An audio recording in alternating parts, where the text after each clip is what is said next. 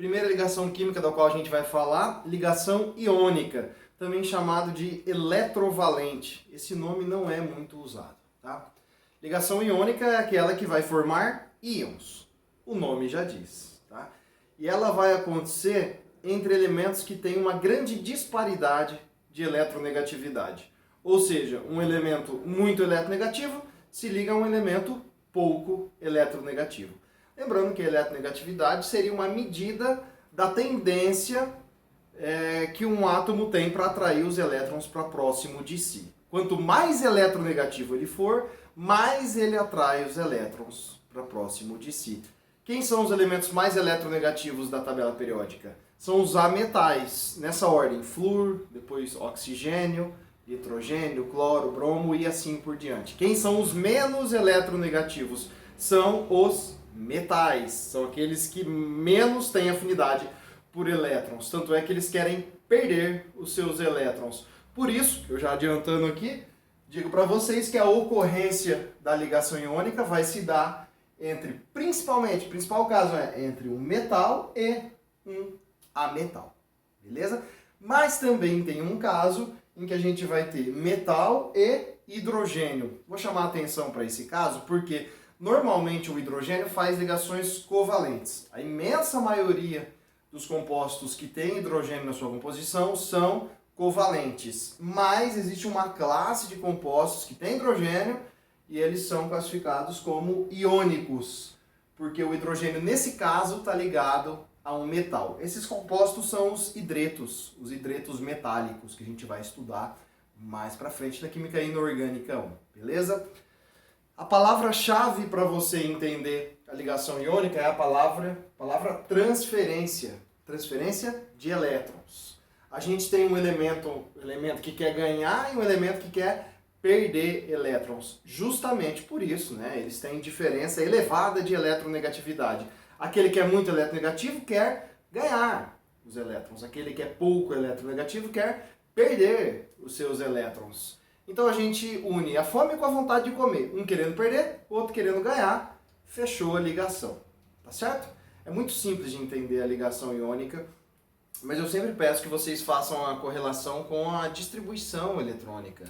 Beleza? Sempre pensando lá na teoria do octeto. O objetivo de fazer as ligações é completar o seu octeto. É ficar com 8 elétrons na camada de valência. Vamos ver um exemplo.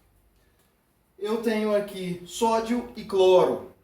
E eu vou representar os elétrons por pontinhos. Tá? Eu espero que esteja fácil de ver. Se você tiver assistido no celular, talvez não fique tão claro. Beleza? Vou aumentar aqui, ó. Pontinhos. Aumentei muito, né? Deixa do jeito que tá. O meu preto ele não tá funcionando. Eu só coloquei nessa representação os elétrons da camada de valência. Então o sódio, que é um metal da família 1A, vou pôr de azul aqui. Ele tem um elétron na sua camada de valência, está aqui o seu elétron. O cloro, que é um ametal da família 7A, está ali com seus 7 elétrons na camada de valência. Bom, quem tem 7 está muito próximo do 8, então o cloro, para se estabilizar, precisa ganhar um elétron, chega a 8, resolve sua vida, o octeto completo, porque ele vai ficar com a configuração eletrônica semelhante a um gás nobre. Muito bem. Lembra da aula passada, quando eu falei que os metais, por que eles perdem elétrons e se estabilizam? Perdem elétrons e chegam a 8. Porque o sódio tem 1 na última camada, mas na penúltima ele tem 8. Então se ele perder esse 1 que está lá na última camada, a última camada desaparece. E ele vai, então, estar com o octeto completo, porque a camada que era até então a penúltima passa a ser a última. E vai estar com 8 elétrons, beleza? Resumindo, o cloro quer ganhar 1 elétron para chegar a 8. O sódio quer perder 1 elétron também para chegar a 8. Transferência de elétrons. Foi isso que eu disse para vocês, a palavra-chave. O sódio doa seu elétron para o cloro. A partir do momento que ele doa e o cloro recebe, está todo mundo feliz, está tudo muito bem resolvido, tá? O sódio, por ter perdido 1 elétron, ficou com carga positiva, se tornou um cátion. O cloro, por ter ganhado 1 elétron, se tornou um ânion. Então, já apareceram aqui os íons. Ligação iônica, porque ela vem da formação de íons. formação de íons, justamente porque a gente tem transferência de elétrons, um doando e outro recebendo. Beleza?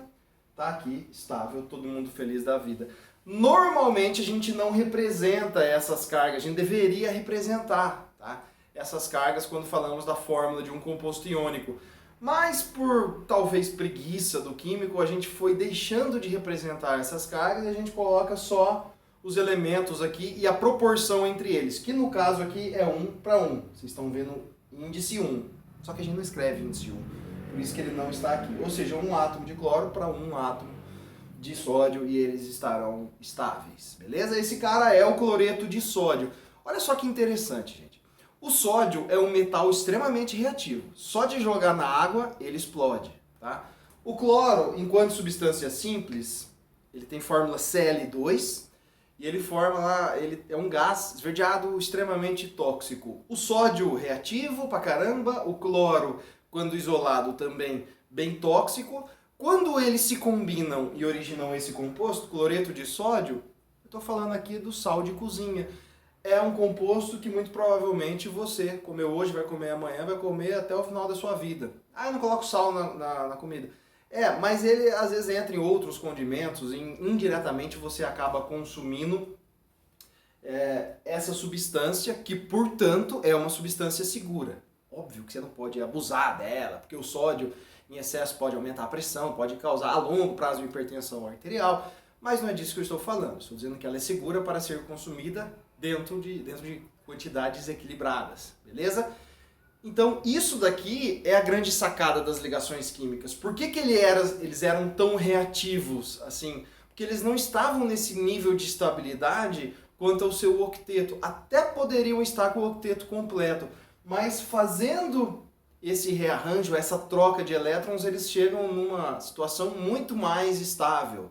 Tá? Isso daqui vai refletir, obviamente, nas suas propriedades. Vamos continuar vendo exemplos. E agora, se eu quiser fazer a ligação do potássio, que também é da família 1A, com o oxigênio, que é da família 6A. Aqui a história vai mudar um pouquinho, tá? Por quê? O potássio, assim como o sódio, um elétron na camada de valência, estou aqui representando um pontinho, um elétron, beleza? O oxigênio tem 6, portanto agora ele precisa receber 2 elétrons para chegar a 8. Cada átomo de oxigênio precisa receber 2 elétrons para chegar a 8, portanto completar o seu octeto. Se eu não tivesse colocado esse outro átomo de potássio aqui, só um átomo de potássio não dá conta de resolver a vida do oxigênio. Se esse potássio aqui doa o seu elétron para o oxigênio, olha que seta bonita, ele se estabilizou, porque ele perdeu o que precisava perder. O metal, lembra daquela história, ele sempre vai perder todos os elétrons da sua camada de valência para se estabilizar. Pelo menos isso aqui vale para os elementos representativos. Lembre que eu não estou falando muito de bloco D e bloco F. Tá? O potássio já se estabilizou, mas o oxigênio ainda não, porque ele tinha 6, foi para 7, precisa chegar a 8. Então você já sacou o que vai acontecer. Eu vou precisar de outro átomo de potássio, aí os dois agora estarão estáveis, e também o átomo de oxigênio estará estável, porque ele chegou a 8. Por que eu estou dando esse exemplo para vocês? Porque nem sempre a proporção entre os átomos de uma ligação iônica vai ser 1 para 1. Ela pode ser 2 para 1, 3 para 2, 2 para 3. Tá? Existem várias possibilidades. Então, olha só o que acontece. O potássio, cada um dos átomos de potássio ficou com a carga mais 1, é óbvio. Cada um perde um elétron. Eu estou olhando para cada átomo de potássio. Cada um deles perde um elétron. Como que eu digo que são 2 átomos de potássio envolvidos na ligação? Tá aqui. Esse é o índice. Qualquer índice diferente de 1, a gente tem que escrever. Aqui no cloreto de sódio tem 1 e 1. O 1 é subentendido na química. Você não precisa escrever, tá? O 2 você precisa. Beleza? Então, ó, vamos interpretar cada informação. O átomo de potássio, que na verdade agora deixou de ser átomo, se tornou um íon, né? Ele está com carga mais 1, porque ele perdeu um elétron para cada átomo. Mas aqui no combinado, na molécula como um todo, eu preciso de 2 átomos de potássio para fechar essa ligação. Por isso que eu coloco esse 2 pequeno e na frente, tá? Pelo amor de Deus, não vai escrever isso daqui, onde que eu tenho espaço. Ó, aqui, vai no meio. K2O. Rapaz do céu, isso aqui é um absurdo, tá? Esse 2 precisa ser subscrito. Ele precisa aparecer pequeno e na frente, tá? O 2 grandão na química até existe, né? Eu já falei disso lá no começo do ano, nem sei se é do começo do ano, do começo da matéria, porque esse ano tá uma confusão. Mas, por exemplo, se a gente coloca aqui 2H, isso existe. Você está falando que tem 2 átomos de hidrogênio. Assim como existe o H2. Qual é a diferença entre eles? Quando eu coloco subscrito e na frente, isso aqui está me dizendo que são 2 e que eles estão ligados. Quando só tem o 2 grande ali à esquerda, quer dizer que são 2, mas eles não estão ligados, tá? Então não confunda as coisas, esse 2 tem que ser pequeno, subscrito, do jeito que eu coloquei aqui. E ele sempre se refere a quem veio atrás, beleza? Por que a carga do átomo de oxigênio é 2-? Muito simples. Porque cada átomo de oxigênio recebe 2 elétrons.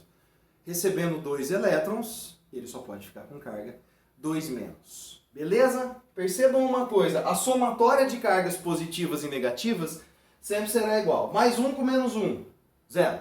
Ou seja, a somatória vai ser 0, né? Mais 1 vezes 2, porque eu tenho 2 vezes o K+. Mais 2 com menos 2, 0.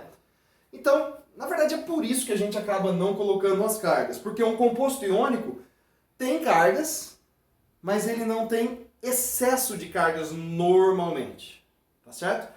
Quando você coloca dessa maneira, você está dizendo que ele não tem excesso de cargas. Ou seja, os positivos e os negativos estão equilibrados ali, estão presentes na mesma quantidade. Tá bom? Galera, fazer esse tipo de desenho, isso aqui é chamado de fórmula eletrônica. Setinha para cá, setinha para lá, ganha 2, ganha 3, daqui a pouco fica difícil, tipo nesse exemplo aqui. Então, óbvio que eu só mostrei esse mecanismo para vocês sacarem da onde vem a ligação iônica, para entender o conceito, mas eu vou passar um dispositivo prático muito mais interessante para vocês e muito mais rápido, tá? Que seria uma regra prática para você determinar a formulação. E nessa regra prática você só precisa fazer 2 coisinhas. Primeiro, descobre a carga. E como que eu descubro a carga? Pela família. Por isso que é importante você manjar de tabela periódica. Porque se você não manjar de tabela, você não vai saber fazer nem esse primeiro passo, tá? Então, primeiro passo, descobrir a carga. Segundo passo, eu vou fazer eu fiz 3 com a mão, né? Segundo passo, você vai escorregar, você vai trocar a carga invertido e isso daí vai virar índice. Eu sei que você não entendeu nada, eu vou mostrar aqui. Passo a passo, qual é a família do alumínio? A família do alumínio é a família 3A. Se ele é da família 3A, ele é um metal, e ele tem 3 elétrons na camada de valência. Nem todo elemento da família 3A é um metal, tem o boro ali que não é, tá? Mas o boro deixa ele meio quieto ali. Pensa no alumínio, que ele é o elemento mais significativo dessa tabela, dessa família, aliás. Ele tem 3 elétrons na camada de valência, portanto, ele, justamente por estar na família 3A, e querendo chegar a 8, ele vai ter que perder esses 3 elétrons. É isso que o metal faz, não é isso que a gente tem falado? Ele perde seus elétrons na última camada. Se o alumínio vai dar algum jeito de perder 3 elétrons, o que tem que acontecer? Qual vai ser a carga dele, aliás? A carga dele vai ser 3+, porque quem perde fica positivo. O que eu vejo de confusão é isso. Nossa, ele perdeu e ficou positivo? Sim, ele está perdendo carga negativa. É óbvio, então, né? E aí, o oxigênio, a gente já sabe, né? Mas a explicação seria, ele é da família 6A, portanto ele tem 6 elétrons na camada de valência, e como ele quer chegar a 8, ele precisa ganhar 2. Quem ganha 2 elétrons vai ficar com a carga 2-. Muito bem. A primeira etapa está feita, descobrir as cargas. Como que eu descobri as cargas? Pela família, tá certo? E aí, o passo agora é muito simples. Você só vai escorregar trocado. Esse 3 vem para cá, esse 2 vem para lá. Passando a limpo, a fórmula desse composto vai ficar Al2O3. O 2 era a carga do oxigênio, o 3 era a carga do alumínio. Galera, imagina se você tivesse que me dar essa fórmula a partir desses risquinhos, dessa rabisqueira que eu estava fazendo aqui de setinha, joga elétron para cá, joga para lá, ia ser mais confuso, né? Então essa regra prática vem para te salvar, vem para deixar tudo mais fácil quando o assunto é formulação de composto iônico.